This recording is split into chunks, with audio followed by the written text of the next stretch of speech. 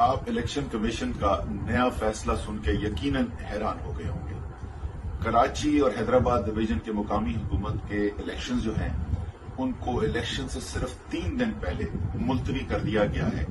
اور وجہ کیا بتائی گئی ہے؟ وجہ یہ بتائی گئی ہے کہ بارش ہوگی۔ آپ مجھے یقین ہے کہ آپ کو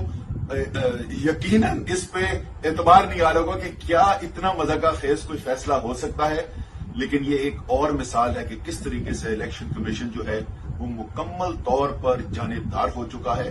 اور کوئی پاکستانی اب یقین نہیں کر سکتا کہ اس الیکشن کمیشن کے ہوتے ہوئے غیر جانبدارانہ طریقے سے صاف شفاف الیکشن کرایا جا سکتا ہے۔